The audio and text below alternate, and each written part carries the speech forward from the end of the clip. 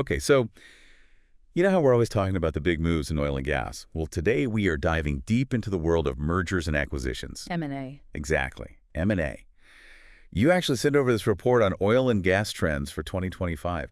And I have to say, I was fascinated by this section Yeah. on, who's buying who and what it all means.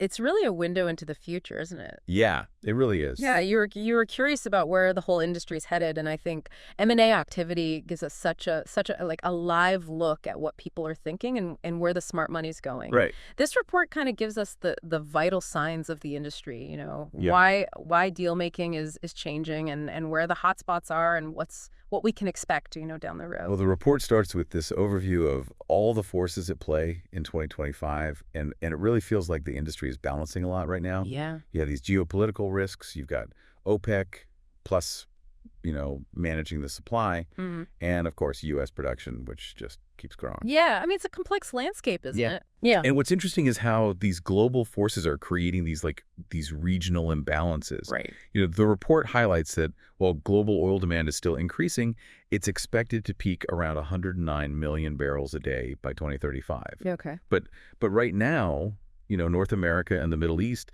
they seem to have a surplus of oil and gas, more than their domestic markets need, while you've got Asia and Europe facing shortages. And that kind of mismatch is driving a lot of the strategic decisions we're seeing. And it's not just about, who has the oil and gas where it's needed. Right. The report keeps talking about technology and the impact it's having. Absolutely. Like AI, artificial intelligence, and IoT. And I have to admit, I don't always think about, a drilling rig as a high-tech place. But it's becoming that way. Yeah. I mean, AI is being used to predict when machinery might fail, like super advanced preventative maintenance, Right. Or to optimize how they extract oil and gas from reservoirs to make the whole operation so much more efficient. In IoT, that's connecting all the equipment right to the internet. Right. It's the Internet of Things. To get that constant stream of data. Yeah, and that allows for real-time monitoring, improving safety, keeping costs down, and it all feeds into the whole sustainability push, which, everyone's talking about. Right. And, speaking of U.S. production, we have to talk about the Permian Basin. Of course. It's always in the news, it seems. She's a major player. The report says it's still the main driver of U.S. growth, but it's also facing some challenges. Yeah, like infrastructure limitations. Exactly. It's almost like imagine a superhighway narrowing down to a single lane. Right. You've got all this oil and gas trying to get out. Yeah. Creates bottlenecks. So companies are getting creative, exploring these less developed areas within the basin, using techniques like refracturing to squeeze more out of existing wells. And those pipeline projects that the report mentions are so crucial, to ease those transportation issues.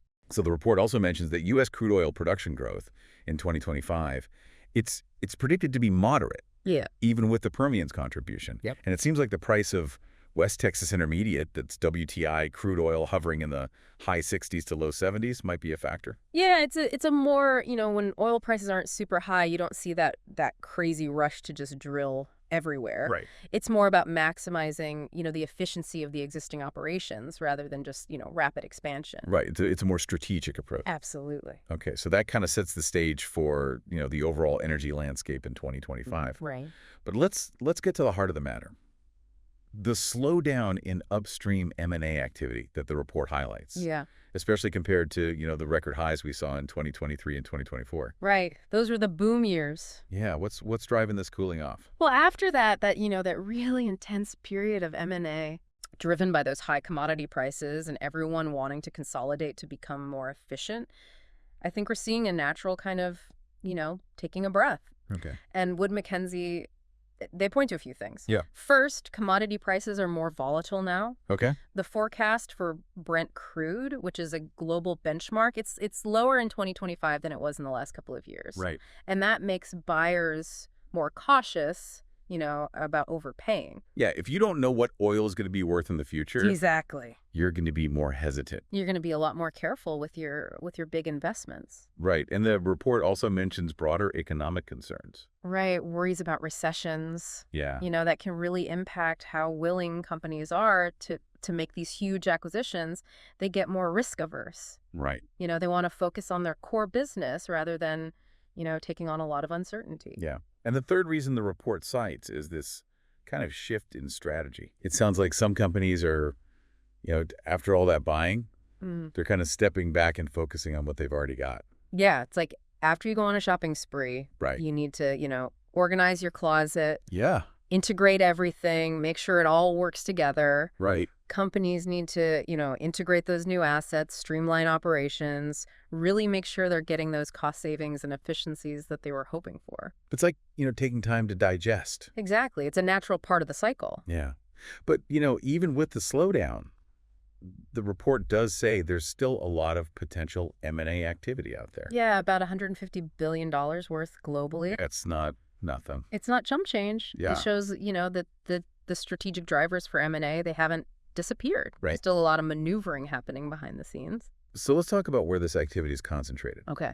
The report says North America is still in the lead with almost $80 billion in potential deals. Yeah, and the Permian Basin's still a focal point. Right? It's like we can't talk about North American oil and gas without talking about the Permian. It's the center of gravity. Yeah, and the report suggests that, after all the big consolidation we've seen, Right. the focus might be shifting towards these smaller scale deals or even more innovative partnerships. Yeah, it's like the big land grab is over. Right. Now it's about optimizing.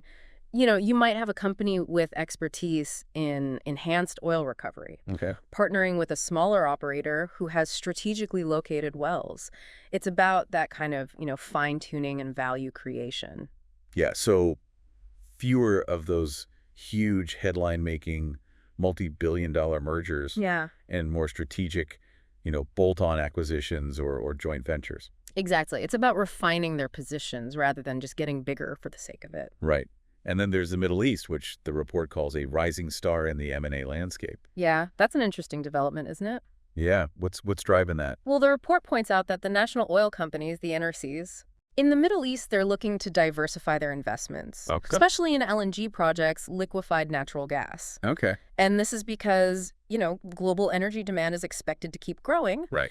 And they want to be a major player, not just in oil, but in that whole evolving global energy mix. So it's not just about, consolidating their oil and gas holdings. Right. It's about strategically positioning themselves for the future. Absolutely. They have the infrastructure and they have relatively low production costs. Right. So they're in a really good position in the LNG market. Okay, so we've covered the big industry trends, Yeah. the slowdown in M&A, and these key regional hotspots. Yeah. What does the report say about the future of upstream M&A? What can we expect going forward? Well, there are a few key themes that emerge. Okay. First, there's this emphasis on high-quality assets. Okay. Buyers are becoming more selective. Right. They want assets that generate strong, reliable cash flow and have low operating costs. So assets that can weather the storm. Exactly. Assets that will hold their value even if commodity prices are unpredictable. Right. Makes sense. And then there's this idea energy transition synergies. Yeah, that's becoming a bigger and bigger factor. So companies looking for deals that align with the whole, decarbonization movement. Exactly. So we're seeing more acquisitions of companies with expertise in carbon capture Right. or investments in renewable natural gas projects. So the industry is really starting to, put its money where its mouth is when it comes to the energy transition. It's a recognition that the world is changing and they need to adapt. Yeah. And then finally, the report talks about operational efficiency. Yeah, that's always a key driver. It seems like companies are looking for deals that will help them, streamline their operations and cut costs. Right. So whether it's acquiring companies with new technologies Yeah. or achieving economies of scale, through mergers, that pursuit of efficiency is always going to be a major factor in M&A. Okay, so just to recap for everyone. While upstream oil and gas M&A is slowing down a bit in 2025 after those really active couple of years, Yeah, there's still a lot of opportunity out there. absolutely. The focus is shifting towards these high-quality, resilient assets. Right. And we're seeing more and more deals related to the energy transition. Yeah. And the Permian Basin is still the center of action in North America, Uh-huh. while the Middle East is becoming a bigger and bigger player globally. It's a dynamic landscape for sure. Yeah. Well, this has been a fascinating look at the state of oil and gas M&A. It has. And, thinking about all these shifts, it really makes you wonder what other strategies companies might come up with Right. to thrive in this environment, Yeah. beyond traditional mergers and acquisitions. Yeah. Maybe we'll see entirely new types of partnerships or, integrations with technology. It's definitely a space to watch. Yeah. A lot of exciting possibilities out there. For sure. That's it for a deep dive this week. Thanks for listening. Thanks. Catch you next time.